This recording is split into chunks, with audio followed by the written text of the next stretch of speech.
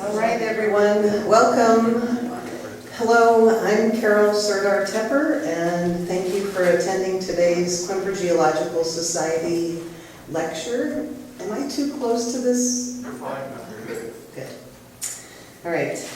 We also like to give thanks to people of the First Nations for being great stewards of the land surrounding the Salish Sea, where we, the QGS, call Port Townsend home. Just want to make a mention, Jack and his lovely partner, whom I've already forgotten your name, I'm sorry, Anne maybe, came over from Skagit today and brought some maps. There's still a few back there, and I'll put that one back there as well.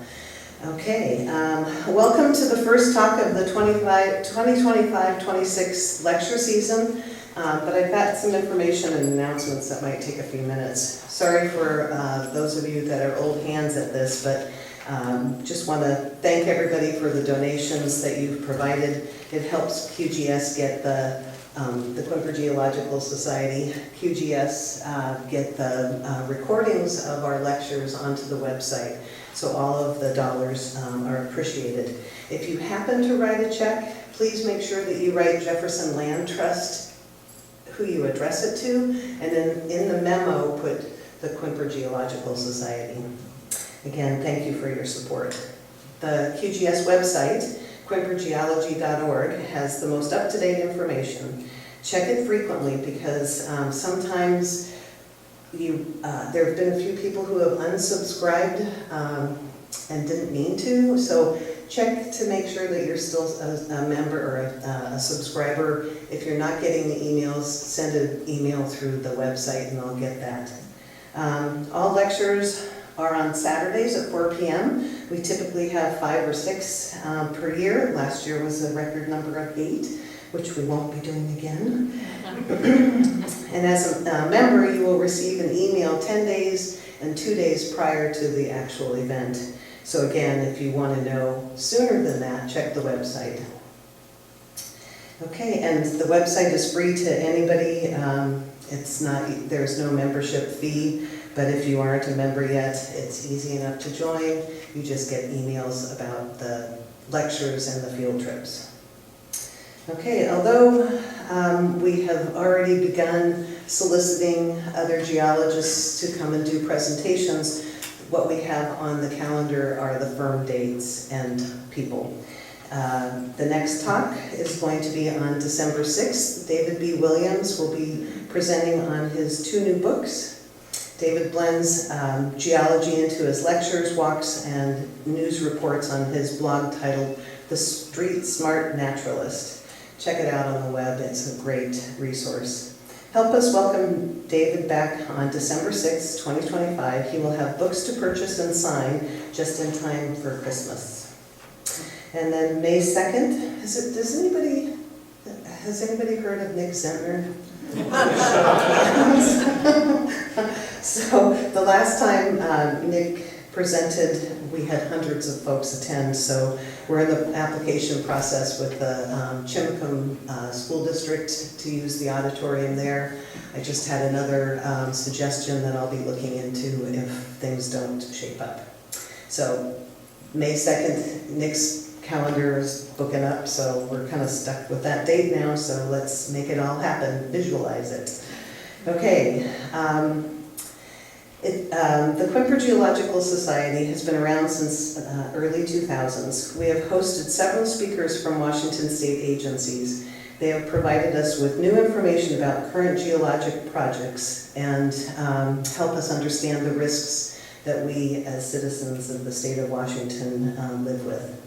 It is with great happiness to introduce a great friend and colleague that happens to be one of the most experienced state engineering geologists, Tom Badger. Tom left the Midwest, where he was being raised, in 1981. He finished his BS at Western Washington University and a Master's of Science in Geological Engineering at University of Nevada, Reno. He is licensed in Washington as an engineering geologist, a hydrogeologist, and a civil engineer. Tom will tell you he specializes in the assessment and mitigation of slope hazards. soil and rock slope engineering, and risk management for transportation infrastructure. I just know that he loves a good hike and a puzzle to solve that includes rocks moving, and especially if it's a wedge failure. And that his favorite, I believe that his favorite part of being a geologist is watching the large rocks roll down the slope and get caught by a geobroad rock fence. Washington was fortunate to have Tom work for 32 years at the Washington State Department of Transportation, and the last 5 years he was working for the state. He was the chief engineering geologist. He continues to work as a consultant now for the Washington State Department of Transportation. Tom and his lovely wife, Wendy, who is also an engineering geologist, and their dog Otis call Olympia home, where the three of them are sometimes found playing with their toes in the water. I'd like to ask geologists that present for us when they realized they wanted to be a geologist.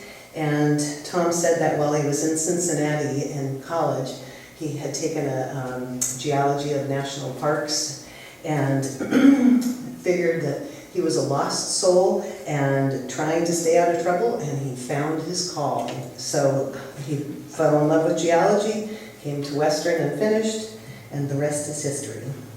Tom's favorite project that he's working on now is he's excited to drill holes through Highway 112 into the and find out what the depth of the failure plane is.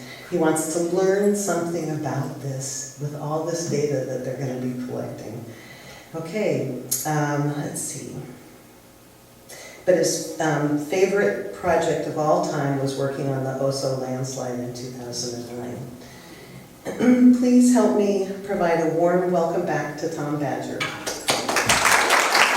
Okay, so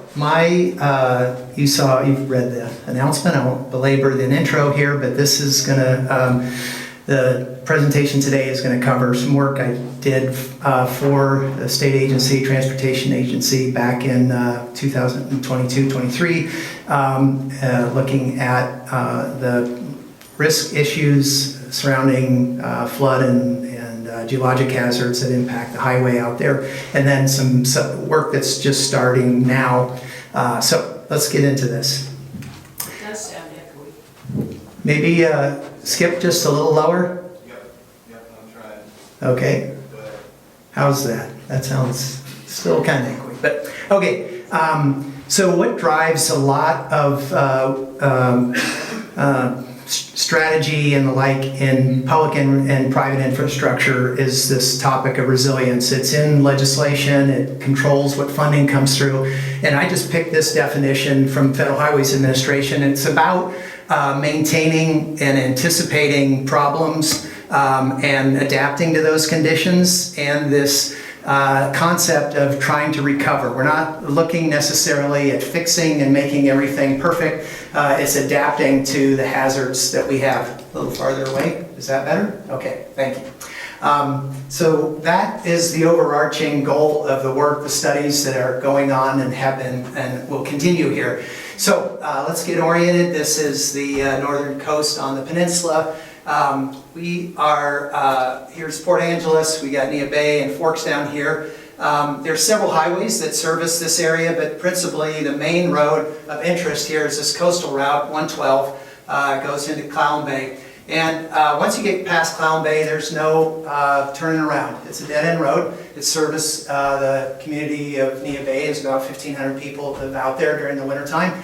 So it's an important road to them. And there's one alternative to get out to 101 here on this Burnt Mountain Road, this Highway 113, if you have problems in this area here, which they do. So that's what we're going to talk about, and there's two sections that are particularly problematic for the state. This one section that runs from the reservation boundary to Clown Bay, and this next section that is from the lower Pish Valley over to an area called the West Twin River. Those are the big problem areas for hazards on the highway.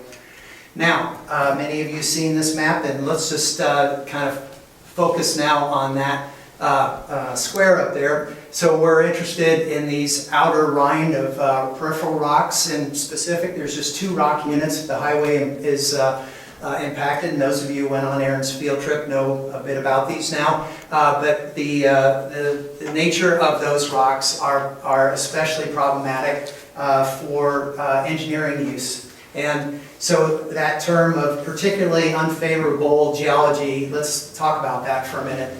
So these rocks are, first of all, they're marine sedimentary rocks. They're siltstones, mudstones, some interbedded sandstones, but they're quite weak from an engineering standpoint.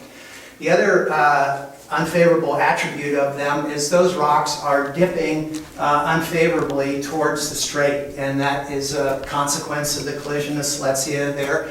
And so you can see here, we're looking at rocks that are dipping in some areas 30-40 degrees, which is pretty steep for crappy rock. And then the last attribute of these rocks is they've been folded.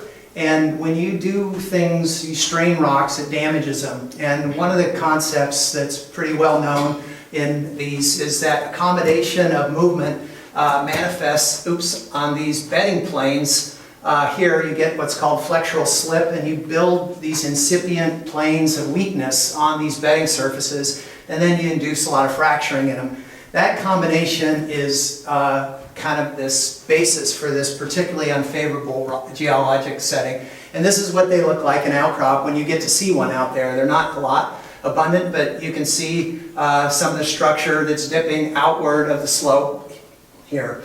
So, and these manifest in quite an abundance of landslides, deep-seated landslides. So let's go down this path here for a little bit and talk about deep-seated landslides. So the landscape you're looking at here is bare LiDAR, and you can see a lot of these lineaments here. These are the bedrock surfaces protruding out of this glaciated surface here, and they're dipping towards the strait. And these yellow polygons in here are all landslides. Here's the highway reservation boundaries right here that runs along there. So you can see the condition of the highway is rather tenuous. One of the things, though, about the situation is that very little is known about all these landslides.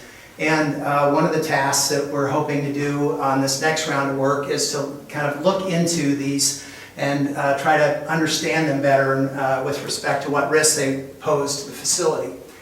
Now, we can go into the historic record, and this is an event that happened in the 50s, and a newspaper clipping that Margaret Owens, who's the curator out of the Joyce Museum, dug up for me, which was really quite an interesting little story here. But the landslide that happened here wiped out about a couple thousand feet of the highway, and it post-dated a little rain event out in Forks, I guess, a couple 20 inches or so.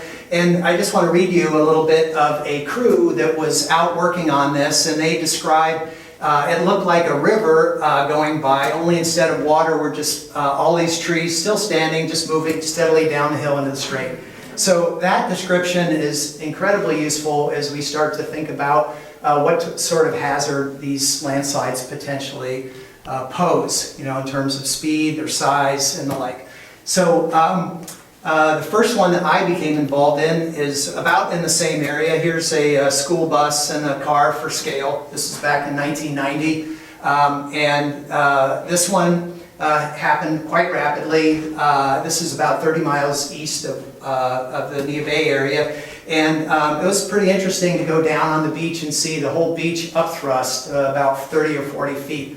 But this created a big problem for the state agency, and they ended up abandoning the highway in this location and building a little shoe fly around it, which you drive. That's this thing right here. This was the slide that happened in 1990. And I want to take a minute and look at this. So this is an area east of Clallam Bay, between Clallam Bay and Joyce. And this is probably the most problematic area on the highway. So what we're looking at here, here's this kind of smooth landscape here. You can see some of these lineaments, these bedrock lineaments here, and that landslide complex is in this area around. And here's the highway. There's mileposts here, so it's about a mile across this area here. And there's some interesting features as well from a landslide perspective. So there's no established drainages on this slope. All those have been disrupted. There's some very large detachment areas up on the top where the whole hillside is pulling apart. And you can see in this lower portion, there's a lot of what we would call roughness. There's a lot of activity in that lower portion of the slope. And so, so this is a particularly interesting area for me when we want to know more about the mechanics of what controls these slides, because that is part of the goal of this work, is to try to get a better understanding of these. So one of the features that might be jumping out at you right now are these really interesting low bait features out in the intertidal area here. Carol likes to call this the toes in the water landslide. They're quite interesting from the standpoint, they've gathered a lot of attention. We kind of noticed them back in the 1990s when that landslide happened and thought that they were these big debris runout areas. But there's some things that kind of counter that hypothesis. And so this is what they look like in the intertidal area here, quite pronounced. And there's some interesting features about how they're inset. They're incredibly arcuate. They're not ragged. And I don't know, 6 months or a year or so ago, Wendy and I and Dave Parks and another guy from DNR went out on a minus tide and checked these things out.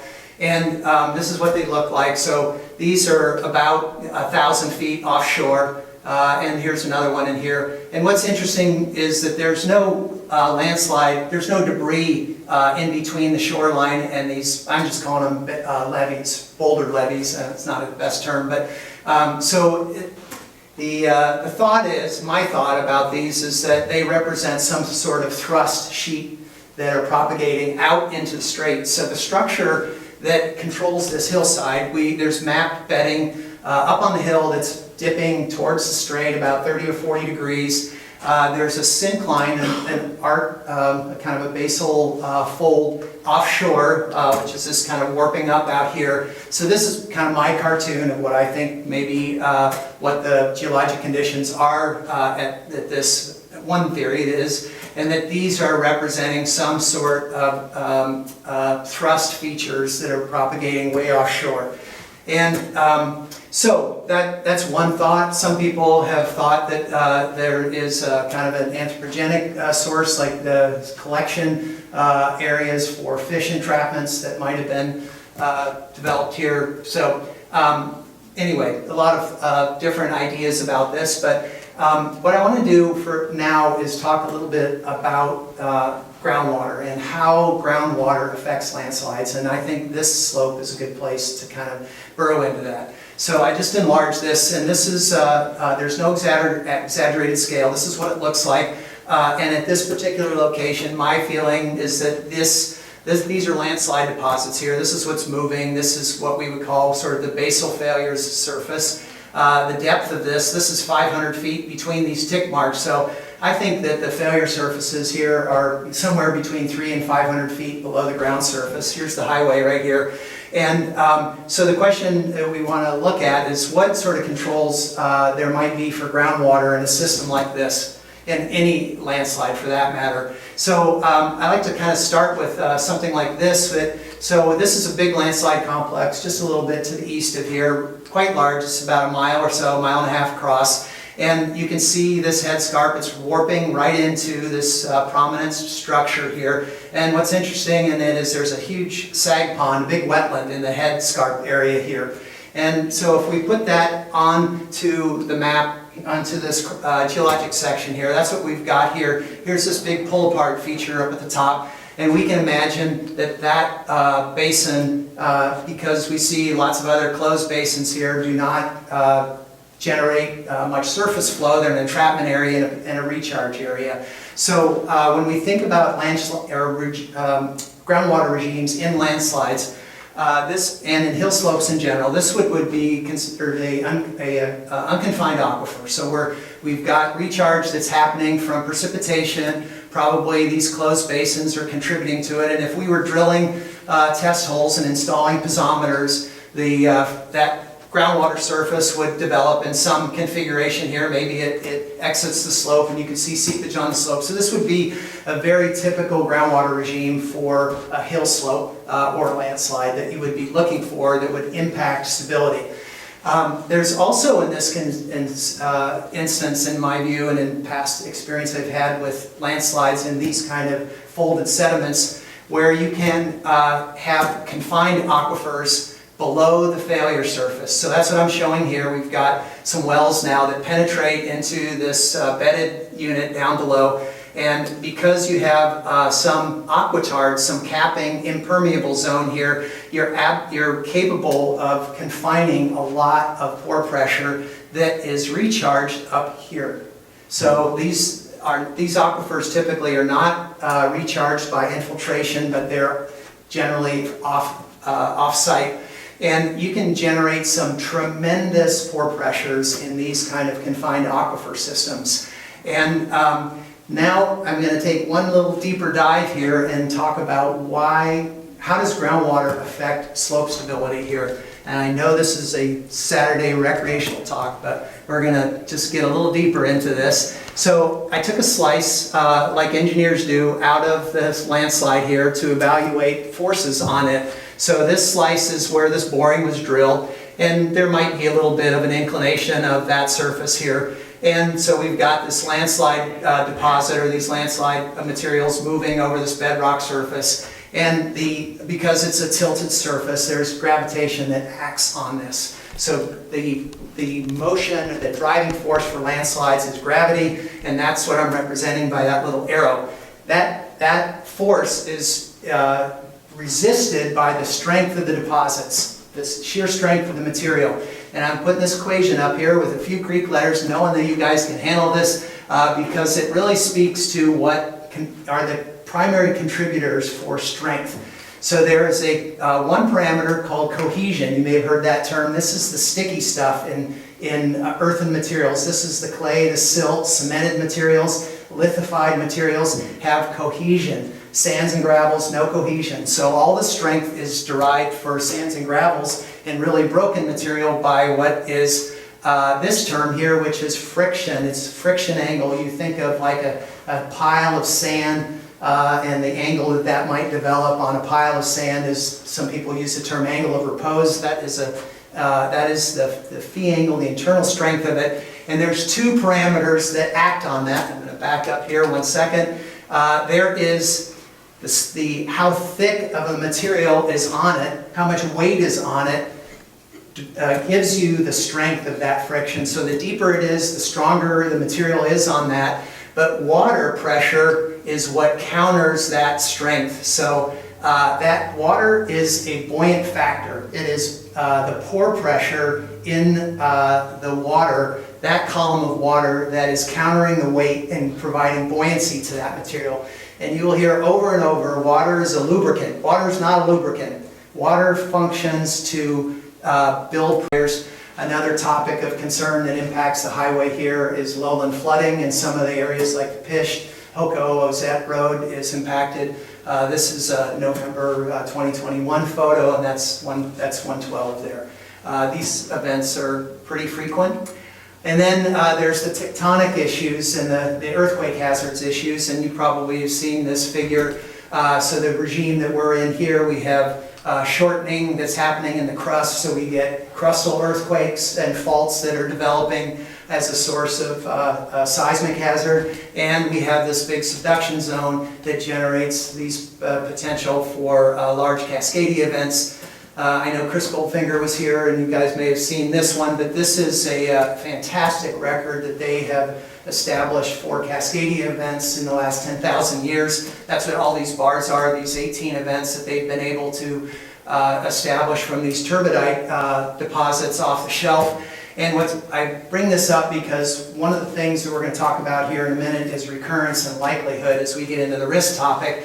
And one of the difficulties around earthquake hazards is around recurrence. And what is interesting for the record that's shown here is this apparent clustering that is observed. So you have these clusters of recurrence of maybe a few hundred, 300, 550 and the like, and then these apparent gaps.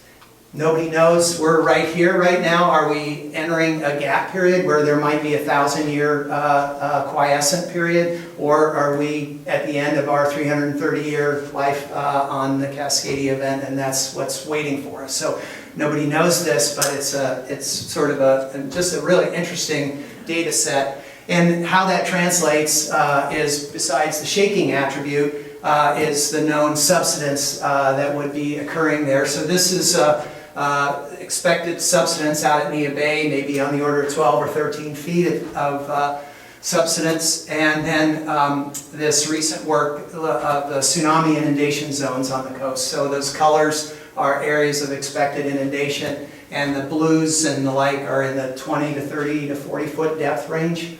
So it's pretty, alarming, particularly if you live in Nia Bay and Clallam Bay, to imagine this kind of hazard. So let's talk about the study, the 2023 study that we did. So the objectives that we were tasked to do for the state agency was to look at these hazards and try to evaluate the risk associated with them, and we'll talk about that a little more in a minute. Look at mitigation strategies that the agency might consider, and then try to prioritize those actions in some strategic way, kind of meeting the goals of this building resilience for this facility. There's not enough money available to fix all these problems, so how can there be smart use of the limited funds that are available for this remote road?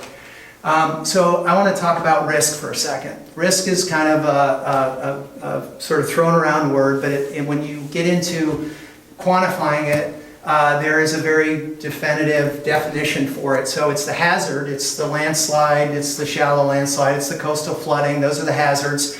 There's the likelihood or the recurrence of that event occurring, and then there's the consequence. So when we talk about risk, we have to consider all three of those parameters. Now, likelihood is an especially difficult and probably the most important parameter for us to characterize, but we'll talk about that here. So we were asked to look at these 7 hazards. So we're looking at shallow, deep-seated landslides, coastal erosion and the like. You can read them for yourself. So those are the hazards, and those all have impacts, direct impacts on the highway. Now, the likelihood. So when you do risk analysis, you can do a quantitative risk analysis where you're trying to assign probabilities and the like, or you can do a qualitative analysis. And this is a qualitative approach where you're kind of relying on what sort of past events have manifested. So this is just a very simple breakdown of how you might characterize those from very low to high. And then the consequence aspect. So when we think about consequence, we're talking about service interruptions, the direct and indirect costs of those events, how much to repair them, what kind of societal costs they have, and then the safety issue. And the same kind of schedule can be used here to quantify those things from little damage and rare to conceivable chance for injuries, catastrophic damage, and injuries likely. So that's what we're talking about doing. And so we subdivided this 40-mile plus section of highway into 10 shorter segments because, we want to kind of dial in. Each one of these is pretty unique. So there were 6 that were identified out here west of Clallam Bay and 4 over here. So that's what we're showing here. Each one is a couple miles long. And so here's the one that's out by Nia Bay. Here's milepost 2, the reservation boundaries here, and we've seen this, all these landslides here. You can imagine there's coastal erosion issues here, potentially lowland flooding in some of these drainages. There's certainly tsunami hazards associated with this. And this is what the highway looks like. The assessment that we did was just very quick drive-through, not a deep dive in any of this, but this is sort of, you can see the coastal erosion issues and some of the superficial processes. And then now we're going to try to get into the likelihood. How do we get information on that? So WSDOT has a maintenance group that goes out and cleans these things up, and they keep records. And so what we did is went through all those records for this 13-year period that they had data for and assigned and kind of broke them down for each one of these links. And you can see that one section we just looked at here had 250 call-outs for cleaning up debris and trees on the road over that 13-year period. So, and then of course lots of flooding in the Fish Valley here. And then the other database that we had was looking at significant reports or significant events that required, you know, geotechnical studies, landslide investigations and the like, and where those significant events occurred. And then the other data source that we have available to us is they have a traffic management center, and they keep track of closures. And so you're looking at here, closure incidences for this period, how many days the road was closed. So in 2021, portions, this isn't all at one location, but they had almost 2/3 of the year the highway was shut down somewhere. And so this gets the attention of the governor, of funding agencies and the like, and this is the events that happened in early 2020s definitely did. So that's part of the impetus for this. But what we're doing then is we're taking that likelihood information, the hazard information, and we're building what's called a risk register. So for each segment, each one of those 2-3 mile long segments, we built this matrix here. So here are all the hazards, here's the likelihood with some comments, here's the consequence, and we plot them like so. So you can kind of really quickly see, you know, for shallow landslide hazards, we're in this red zone. It's a high risk area for shallow landslides. So this was done for the whole 40-mile section. And this is just kind of the quick sort of highbrow, what did we learn from that event? So the first thing was to kind of figure out where were these problem areas. And most of these are known pretty well anyways, but this was kind of a way to quantify that. So we first identified that. And then we kind of looked at how had WSDOT been managing, how had they been responding to these problems over the decades, and largely it's been exclusively reaction. They have not had any proactive money to look at where they could do some good, and that's what this work is all about. So that reactive management approach so if we look at what kind of costs have been associated in the last 10 years to deal with these are direct costs. They've spent about $30 million on these various hazards, and this is pretty much all landslide and erosion issues. But the indirect costs are figured on that probably 10 times that amount. So this is like people who can't get to work, you know, those kinds of impacts is what is meant by indirect costs. And WSDOT has a way to factor that based on traffic impacts. So that's just a guess, but it's a relative guess of what that is. And it also became really clear because we were looking at these low recurrence, high consequence events of earthquakes and tsunamis that don't happen every 5 years or 10 years, is what does an agency do with that type of hazard?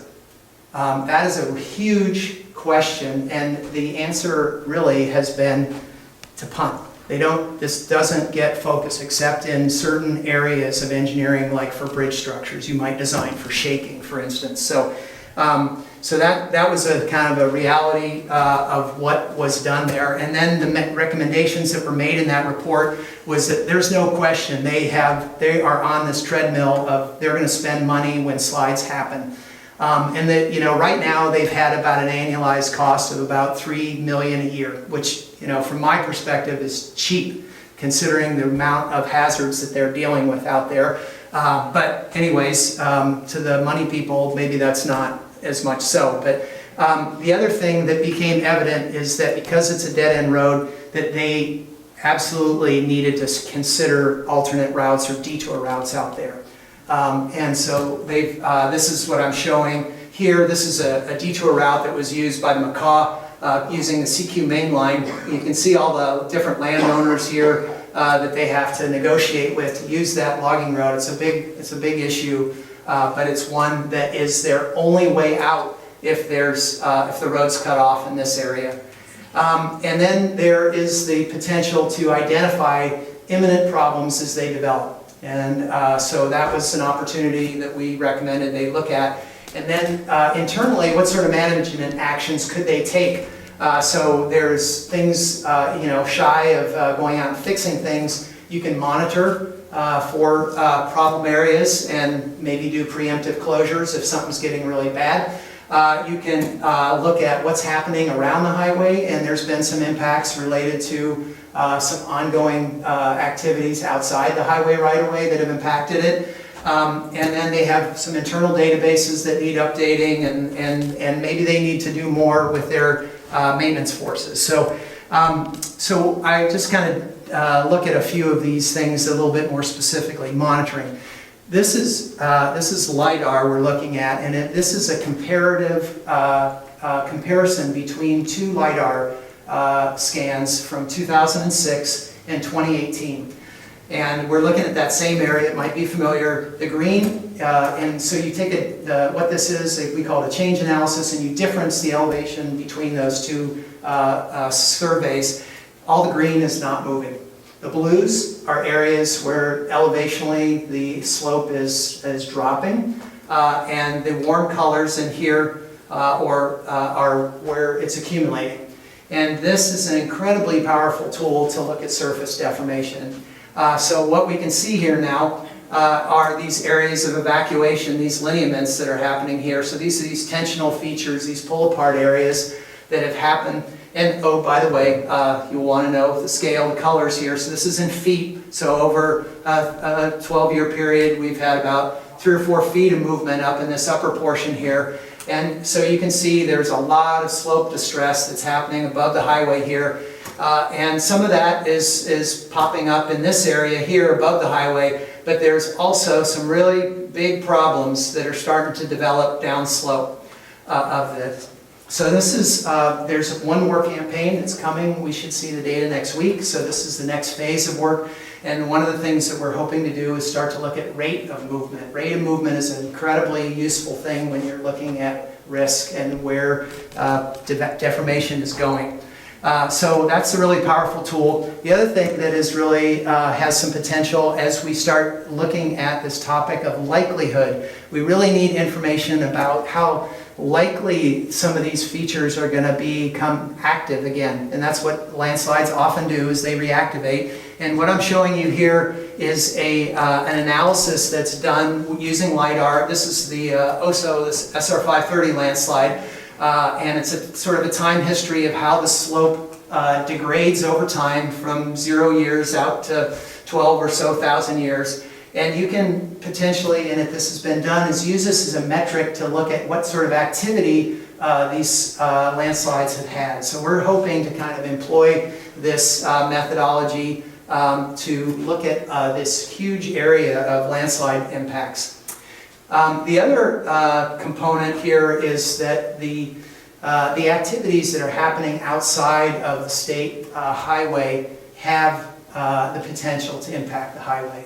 And so we have advocated to them that they take opportunities for when there are building permits that are being applied for, when there's forest practices applications that are being made for harvest immediately upslope of the highway. They should look at these and decide, if they have any concern about them. So the success of that, or one of the successes out of that report that was completed in 23, was the state filed for a NOAA climate resiliency grant that they got partnering with the Department of Ecology. So it was a $75 million grant that was awarded last year in the fall of 24. That came online right when the administration changed, and those funds kind of got held up, but ended up the faucet's back on with those, and now the highway allocation for 112 is about $25 million for new work, which is just starting right now. And then the Macaw were able to secure quite a chunk of money for some work they need to do to link into Highway 112. So that's that other $11 million. So they're actively working on that right now. And I'm just going to close with sort of this, the projects that are going to be happening here over the next 5 years. So the first one here, there'll be some actual construction that's going to happen in the section between Nia Bay and Clallam Bay, looking at doing some reinforcement of some of the slopes that are being damaged along the strait. There's some definitely some problem areas that are actively deforming and that they're going to be working on doing some stabilization work for. But that $18 million it's a tiny number for relative to the hazard they've got. All sorts of issues around making improvements on public land, on private land with public money.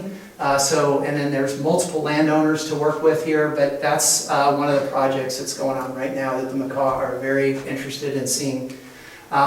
Another project that's happening is in the Pisht Valley. I apologize, it's kind of washed out, but here's the Pisht River. This is a chronic area of flooding, so they're looking at some realignment alternatives there to get out of the valley. I don't know how that's going to go, but that's another group is working on that.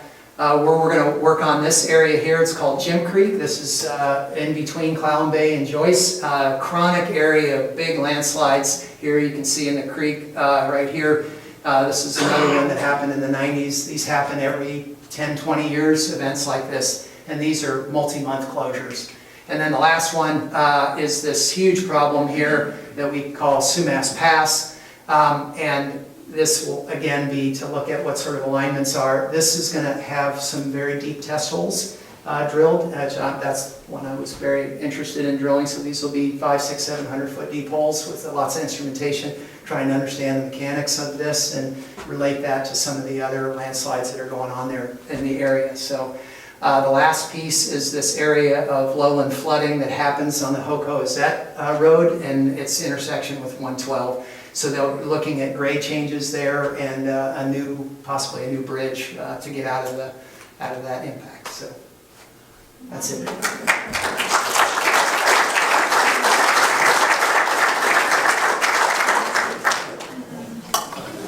Thank you, Tom.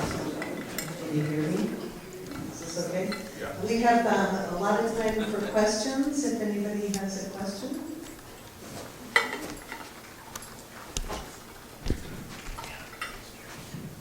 Thanks, Tom, for an excellent talk. A lot of things that I find interesting what you talked about, and some questions in my mind. But one in particular that I'm wondering about is that toe, like arcuate toe features that you see below some of the slides.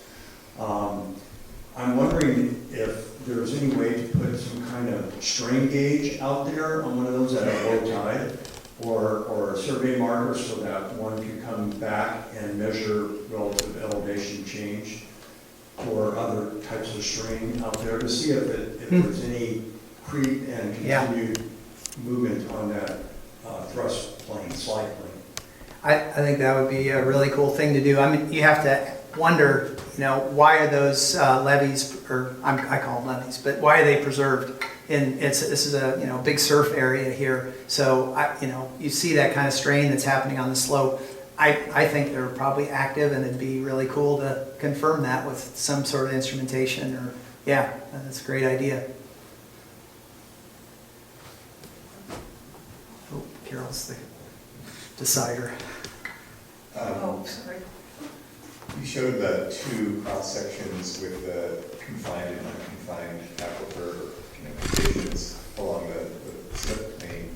And could you talk a little bit about what the sedimentary textures on top of the slip plane look like and why sometimes you have confined and sometimes you have unconfined conditions? And also, have you seen this in wells that you've put in? Okay, if in a slope where you, so the materials that are moving, in my estimation, we haven't drilled these really in any, in significantly deep borings yet, but it's probably just very broken siltstone and the like. So you've got this raft of broken bedrock that has probably a lot of sheared material within it, and it's a really complicated jumble of stuff that's going down the hill. So that would be the stuff that's moving. As you get towards the basal surface, in my view, I'm guessing, is a pretty discrete failure surface. It's probably pretty thin, if you will, and I would imagine, based on how much movement has happened in that slope, is it is really smeared. It is, very, all the clay particles are very aligned and the like, and it forms, and I can imagine a very impermeable zone to any hydrologic regimes below it. Does that answer your question, or is that? I'm envisioning where the water is running, and I was thinking Oh, I see. over the smeared zone, but are you saying it's actually under the smeared zone? So I think that there, in that slope in particular, I'm guessing there are at least 2 regimes. There's an unconfined aquifer that's occurring within that jumble of broken bedrock through all the cracks and the like between all those blocks of material. You know, that material is not expanding, but there's extensional areas, so you have, you know, probably open tension cracks within it, and so that's what I'm imagining. And then below it, yeah, you have confinement, and there's significant pressure, I'm guessing, below it. Yeah, thank you. Just 2 short questions. One, the Sumas Pass, could you point it out, the location on the picture? And the other one is, who are the landowners that belong to the colors on the CQ River bypass? 'Cause I couldn't read them. So, sorry, you want me to go back to that one? Either one or Yeah. both. Let's see here. Rather than flashing, is that one good enough if I? Yeah. Okay, so Joyce is over here, around milepost 50. And then West Twin River is right over here. There was an old clay mine. I don't know if you know, the clay mine is right here, where there's a big embankment that was built out there. So that's that. And then Deep Creek, Jim Creek, Pisht River are over here. Is that Which one is where is the Sumas Pass? This right here is referred to as Sumas Pass, right there, and it was named for the construction company that built that detour called Sumas Construction. So that's why it's called Sumas Pass. And the other one is the color-coded land ownership? Okay, so that, yeah, so the land ownership here is, I think all of this is Campbell Group, the orange. Let's see. I don't know a lot of these.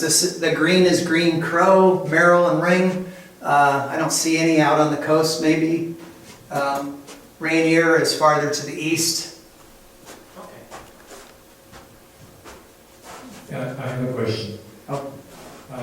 Would you go back to the Sumas Pass slide? That one good? Yeah. Not yet.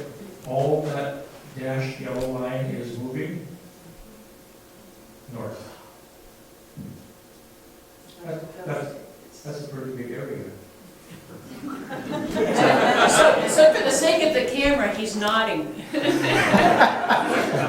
You really want to build highways across that stuff? It's built. That's the problem. So actually, this really raises a big conundrum for any money that's spent out here. So this section here, from my view, there's no real engineering solution for this. They asked us to look at a detour route, that takes off here and goes up and around, maybe goes out the West Twin River. But in order to get there for the grade, you'd have like 3 or 4 switchbacks, and we don't do switchbacks very well in the United States. And so elevationally, you can't make a new alignment in there to get around this.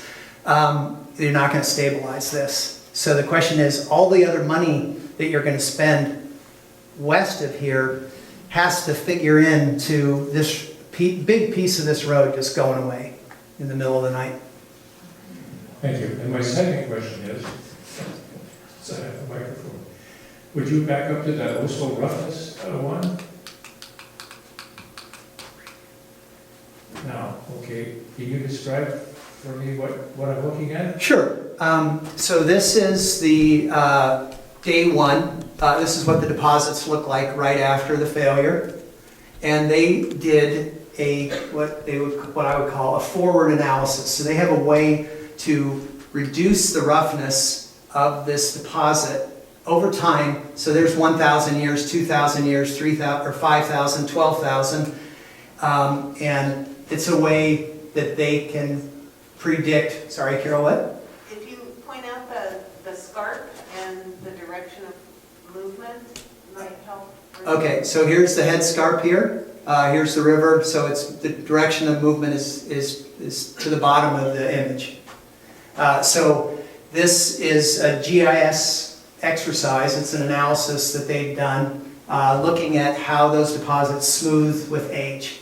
But you could go the other direction and say you come across a landslide that looks like this, and you want to say, well, you know, if we know it looks like this when it first goes, you know, what's sort of the age in this, you know, if you came across a deposit that looks like this. And that's what we want to do, is we want to go backwards and figure out how old these things are to help us say, you know, maybe this mile-long section of landslides hasn't moved in the last 1,000 years, so why put any money into this? You know, it's unlikely. That we know these other areas here that are much rougher, you know, they may have moved in the last 100 years. So that's kind of the way we would envision using this information.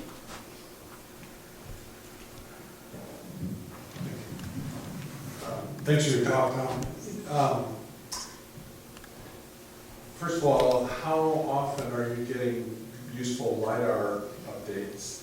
And is there any thought to putting geosentinels in these slide areas to know when it's starting to move? Yeah, definitely. One of the things, the first activities with this new money was to get LiDAR. So they flew it in May or June. Unfortunately, we were hoping to fly it with leaf off. So we haven't seen the data yet, but it may be like this would be a recommendation to WashDOT would be fly this every 2 years or every 5 years or whatever, and do this change analysis and look for areas that are going to become problematic. So that would be a way to use that, and maybe it'll be more regular. But I don't know in the future how often they'll want to do that, how often they'll want to get new data. But it seems like an important monitoring tool. And then what you're mentioning here too is to have some sort of on-the-ground sort of GPS network. So WashDOT uses that technology in other areas, and they may choose to deploy it here. And I would say when you know, like at a place like Sumas Pass that can move dramatically in a very short period of time, that's very hazardous to the driving public, that might be a really good thing to do. So they could do a preemptive closure. So We have time for a couple more I'm questions. going up here too. Oh, you're not. You get that. Oh.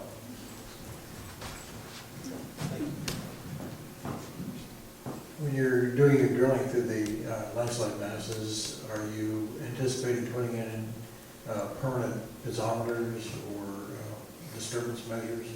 Yes, that would be the primary goal of drilling them, not only to see what's there, but the problem is that we're anticipating that there's ongoing strain happening in the slope, and that we're going to lose the instruments really quick, which, you know, these will be hundreds of thousands of dollars to drill these holes. So we're trying to be really strategic of when we drill them. We're going to probably drill them in the summertime so that we can, like the goal of strain measurements is just to see where it is. We're not going to use it as a monitoring tool. It's just going to be like to characterize where the depth of the failure is. The groundwater issue is another matter that you would really want to know, and I'm afraid, maybe some of those you could get some longevity out of, but I'm going to guess by the time winter comes along that there's going to be enough deformation in the slope that all your cabling and stuff is going to get sheared off. So it's a short-lived picture, very expensive short-lived picture. But is there any truth to Highway 112 never having? Is there any truth to Highway 112 having been a logging road that the State Department decided to pave? Yes. So, and that's how most roads end up, how they end up in the public highway system. Exactly right. So the road was paved in the 30s. It became part of the highway system in the 50s. Yeah, it was. Yeah, when it was not funny. But we were just on the call with McCaw in McLeod County looking at this detour route, and the detour route is an awesome route. There's no geologic hazards to speak of on it. It's like, why isn't the state highway here? And so, but that's a whole nother conversation. So, you're absolutely right. Going back to that question about deformation almost as soon as you put the wells in and the wet season hits, how do you correlate, changes with likelihood of something big happening? This is where it becomes, in my view, it's really important to have a really good sense of the we use the term geometry. Where is it failing? How deep it is? What are the controls on it? So that if you see a certain type of movement, you can have even though you don't have instruments in it, you have a pretty good idea of how it's going to behave based on the characterization work you've done on the front end. So it's judgment is what it gets down to. I mean, in situations like at Sumas, because of the depths there, are just you're going to use surface monitoring almost exclusively to make estimations about what's going on. Yeah. Is it feasible at all? Is it feasible at all for horizontal drilling to drain the aquifers, or is the scale just too big? It's where drainage could be used, and he brought up this technology very commonly used where you would drill drains horizontally into the hillside, and you've probably seen them around. They can be very effective. There's not a lot of longevity to them often, but they definitely can be very effective. But something like that, probably not. Okay, we have time for one more question. Okay. Oh, Sure. I know you've worked in the Alps, but I just wondered, why do you say that we don't do switchbacks? I would say, it's sort of like the roundabout hurdle that it took. And, honestly, I kind of mean that tongue in cheek that we don't do them, but, the geometrics are really dangerous. It's a facility that gets a lot of truck traffic. The highway agency really, I'm sure, would not want them at all. So, and that's why I say that we don't do them. I mean, I think that they try to do everything possible to avoid that type of alignment. In that particular place, or? I wouldn't say universally, but I would say generally, like if you think of our highway passes here in Washington, we have some pretty good terrain, like North Cascades. There's not any, there's nothing that's even close to what you would need here for a grade. So, it's just, I think it's a highway facility. If it was a county road, but I think probably like in the Alps, the Swiss, they probably, they took their milk cart road and it became, just like we do here, but that's what they did, so. okay. Well, thank you again, Tom. We really appreciate you being here. Really appreciate it.